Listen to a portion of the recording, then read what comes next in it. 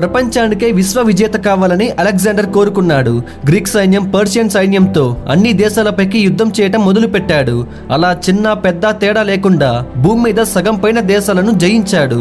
అందుకోసమని ఒకరోజు అలెగ్జాండర్ వారి రాజ్య పెద్ద మనుషులతో ఒక సమావేశం ఏర్పాటు చేశాడు. అప్పుడు సభలోని అలెగ్జాండర్, మన భూమి మీద సగం దేశాలను గెలిచాం. అతి త్వరలో ఈ భూగోళాన్ని మొత్తం నా పాదాల కింద ఉండేలా చేస్తాను. నేను విశ్వ విజేతని అని అరిచాడు. దానికి అందరూ సంతోషంతో చప్పట్లు కొడుతున్నారు. కానీ అరిస్టాటిల్ వెటకారంగా ఒక చిన్న చిరునవ్వు నవ్వి, నువ్వు భూగోళాన్ని జయించి ఆ ఒక్క దేశాన్ని జయించకపోతే విశ్వ విజేతవు కాలేవు. కానీ ఆ ఒక్క దేశాన్ని జయించి భూగోళంలో ఏ దేశాన్ని జయించకపోయినా నువ్వు విశ్వ విజేతవు అని ప్రపంచమంతా ఒప్పుకుంటుంది అని అన్నాడు. ఇంతకీ ఆ దేశం పేరేంటి గురువుగారు అని అలెగ్జాండర్ అడిగాడు. అప్పుడు అరిస్టాటిల్, ఆ దేశం పేరా? ఆ దేశం ప్రపంచానికే మార్గం చూపిన దేశం. ఆ దేశం అన్ని రంగాల్లో ముందుంజున్న దేశం. ఆ దేశం ధర్మం అంటే ప్రపంచానికి తెలియజెప్పిన దేశం. ప్రపంచంలోని 90% సిరి సంపదలు, 80% జ్ఞానులు ఉండే దేశం.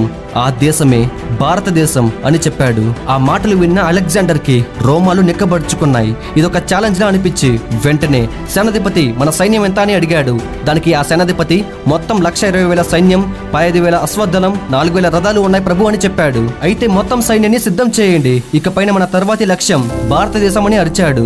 నెక్స్ట్ ఏం జరిగిందో తెలుసుకోవాలి అనుకుంటే ఇప్పుడే సబ్స్క్రైబ్ చేసుకుని రేపు వచ్చే వీడియోని చూడండి.